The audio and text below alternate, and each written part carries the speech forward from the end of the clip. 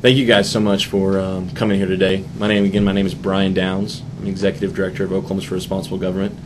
We are a nonprofit taxpayer advocacy group dedicated to promoting transparency, accountability, and fiscal responsibility in government across the state of Oklahoma.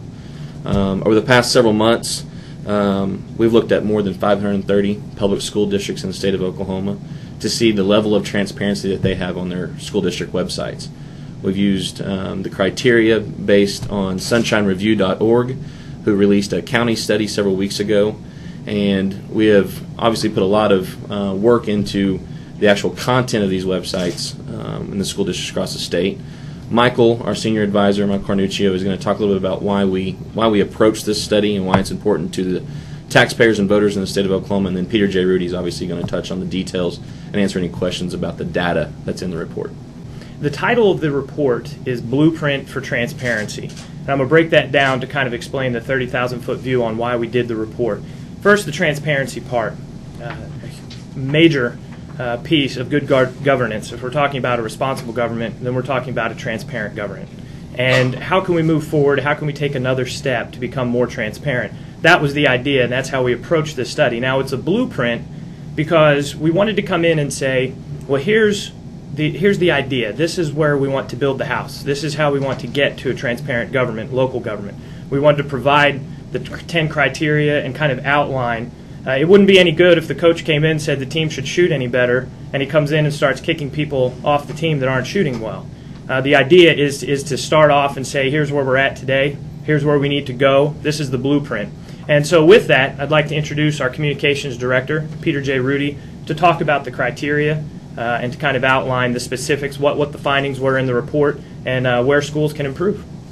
Again, this is not meant as a pass-fail for any of the districts in this report. It's just a blueprint, a snapshot of the current situation, and a guide that districts can use in order to become more transparent on their websites. Common Education takes over $4 billion in federal, state, and local dollars, and so this is the largest chunk of tax dollars being used in the state. That's why it's important that we settled on this as the first blueprint for transparency. Taxpayers have the right to know how this money is being spent, and the easiest way for a school district to do that is to put information on the website. As mentioned, we checked 531 school districts, found 452 had a website, 79 school districts do not. We looked at 10 criteria, budgets. Every school district has to have a budget and pass it. Those budgets should be online and preferably from previous years so you can tell from one year to the next where the money is being spent. Public meetings, agendas and minutes should be posted. Also a schedule of future meetings and where and when those meetings are. Elected officials, it's not just naming the school board members, it's also contact information. Is the district split up into wards? Those ward boundaries should be posted. Also, when the next election is for each elected official. Administrative officials, principals and their subordinates, superintendents and their subordinates should all be listed and have contact information. This was the best category out of the 10. More districts had this than any other information, but still there were many that were lacking. Public records. This is not putting all public records on the internet. This is letting the people know who they need to contact to make an open records request and whether there are any charges for copies or research. Contracts has to do with the contract with the superintendent, contract with teachers' unions, employees, or any major vendors. Taxes has to do with how much taxes how much of your property tax is based on what the school district takes, and also any bonds that are in addition to that. Background checks, people need to know that whether teachers and other employees have criminal background checks before they are hired and who is in charge of that. Academics, simply a link to the No Child Left Behind report card would be sufficient. Yet many districts lack this, although it was the second best category. And then finally, audits. Every school district has to have an independent audit every year, and this was the worst category. Only a handful of districts actually posted their audits on the web. And you can see the 10 criteria listed on page 2 of the report. It is important to note that in cross-referencing with State Department of Education information, 79 districts don't have websites, but 59 of those employ someone with the title of technology director. So there are 59 technology directors that don't have websites in their districts. I know the question is going to come in this time of economic problems. How can you put this extra burden on school districts? Well, 85% of school districts already have a website. So there's no added cost to create a website. They already have the website. It's a question of putting the information on there. Most of it is just a one-time thing. You know, putting the phone numbers for school board members or posting a meeting agenda. For the 15% of districts that don't have websites, those 79, there are many resources out there that they can use.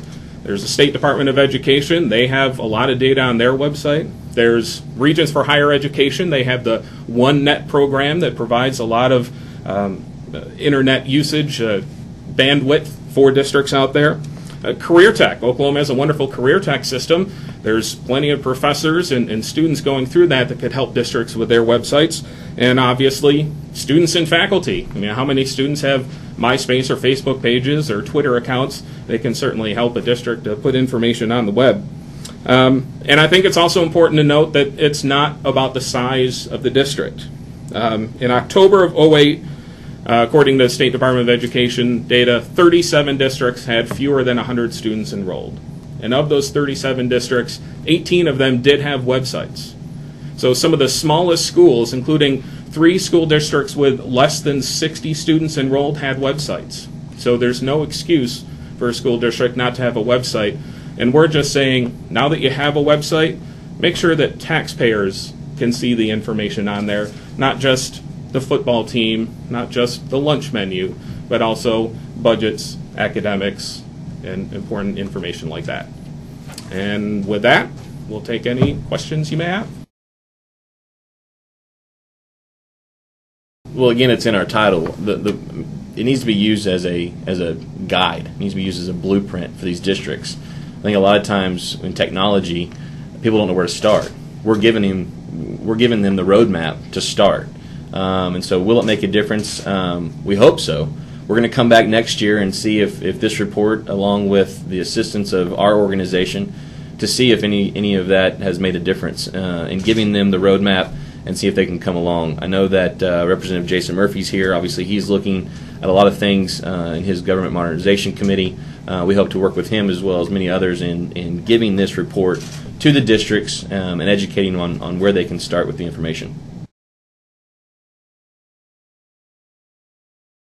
Absolutely. I mean, I think the transparency. I think a lot of people think it's a fad or it's a buzzword. To me, it's the one thing that people outside the Capitol building, the taxpayers, the voters, can grab a hold of. They understand that they want to see the information, that how their tax dollars are working, whether it's county government, whether it's state government, but particularly school districts across the state. So I think it's something to look at. We've also had the question of whether this information, these 10 criteria, should be mandated by the state. I think it's a conversation point, but I don't think that all 10 criteria should be mandated by the state. I think if you look at the start that we've had with openbooks.gov on a state level, it's certainly somewhere that we can start and start having that discussion about how we can get school districts to provide this information.